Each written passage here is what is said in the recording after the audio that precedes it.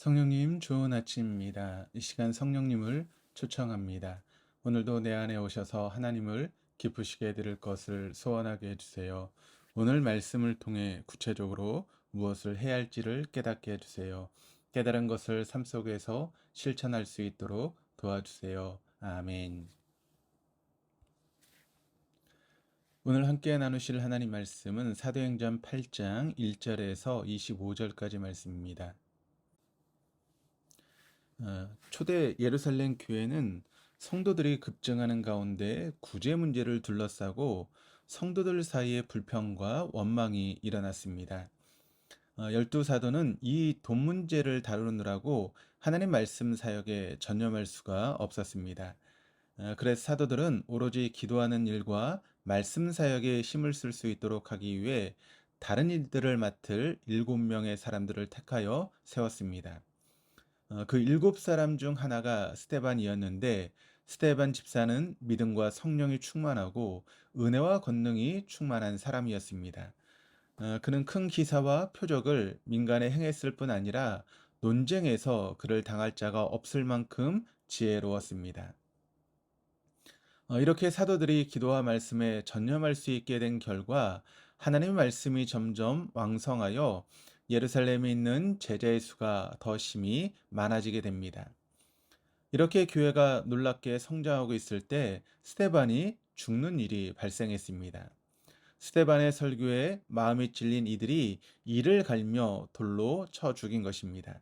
이 스데반의 순교는 기독교에 대한 본격적인 박해의 시작을 알리는 신호탄이 되었습니다.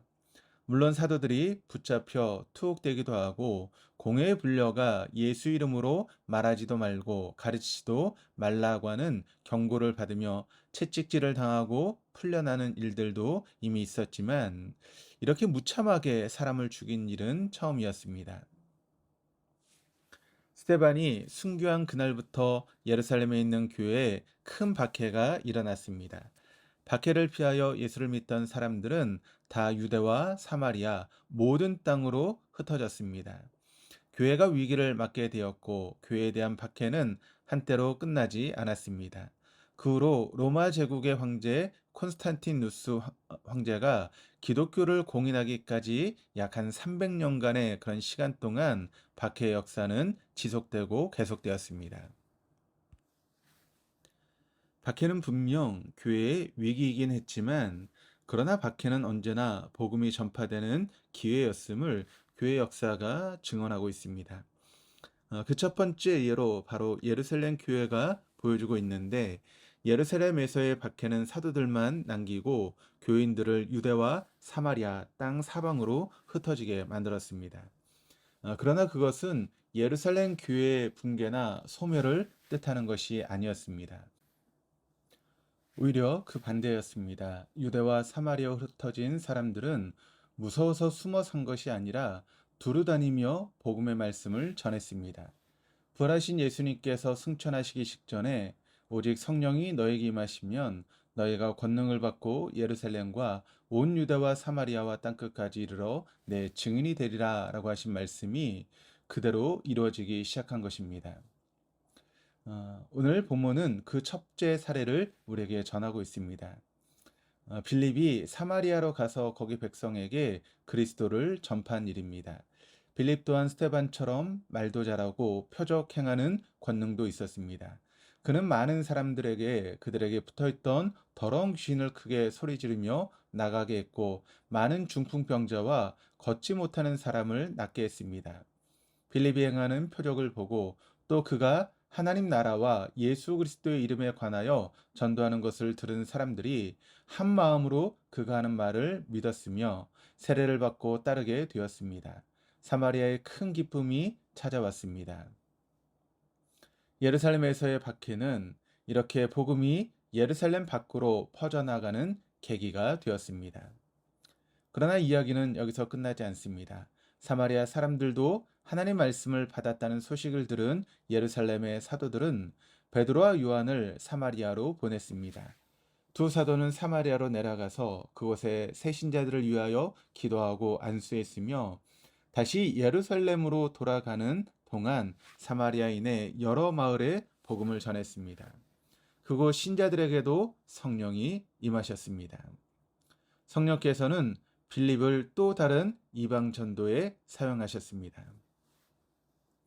박해받은 복음을 더 널리 퍼뜨리시고 박해 아래 있는 교회를 더 성장시키시는 하나님의 역사는 참으로 놀랍게 이루어져 갔습니다. 12사도 못지않게 훌륭한 일꾼이었던 스테반이 너무 일찍 순교한 사실은 교회에 큰 손실이 되지 않을 수 없었을 것입니다. 그러나 순교는 결코 헛되지 않았습니다. 스테반 대신 하나님께서는 교회의 가장 큰 타격과 손실을 입히던 박해자 사울을 기독교 최대의 선교사요 신학자로 만드셔서 교회를 더욱 크고 견고하게 세워나가시는 훨씬 더 큰 일을 이루셨습니다. 사울을 바울로 만드신 일입니다. 사울이 바울이 된 것은 교회를 박해하는 모든 세력에 대한 하나님의 가장 크고 놀라운 일이 되었습니다. 오늘 이야기 속에서 우리는 첫째, 그리스도의 교회는 그 출발부터 박해를 받아왔다라고 하는 사실을 기억해야 합니다. 예수를 믿으면 믿는 사람에게서 또는 믿지 않는 사람으로부터 박해를 받게 되는 것은 당연한 성경의 역사요 진리입니다.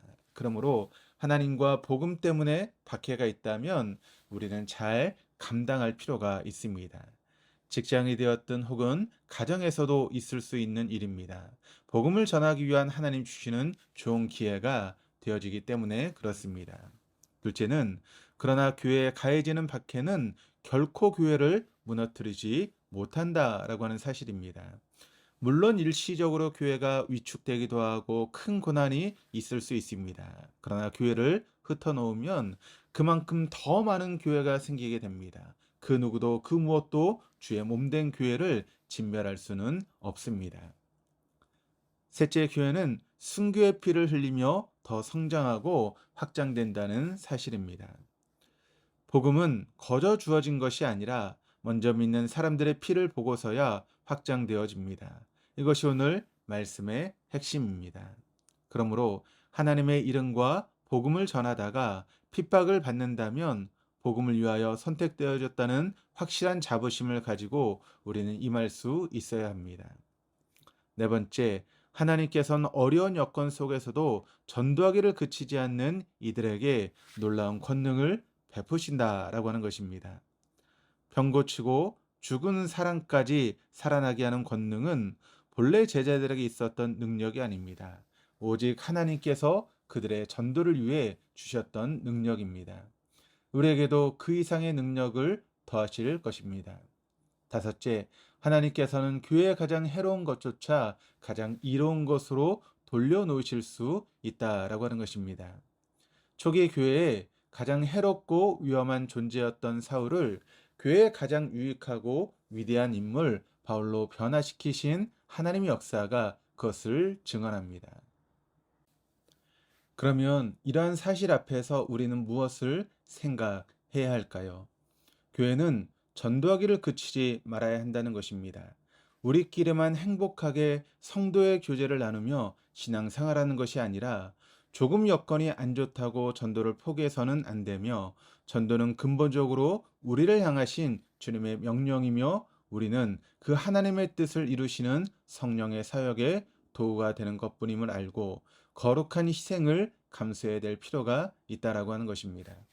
그런 사람에게 상상도 못할 놀라운 능력을 주시고 감당하게 하신다는 사실을 믿고 복음 전한 일에 우리 동독의 모든 교우들이 함께 할 수 있기를 주님의 이름으로 축원합니다. 기도하시겠습니다.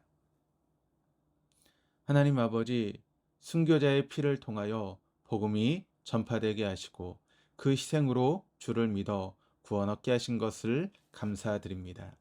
복음을 위하여 핍박받을 때 거룩한 수고와 택하심이 감사가 되게 하시고 복음을 위하여 쓰임받는 기쁨으로 넉넉히 감당할 줄 아는 복된 그리스도인들 되게 하여 주옵소서. 감사드리며 예수 그리스도 이름으로 기도드립니다. 아멘.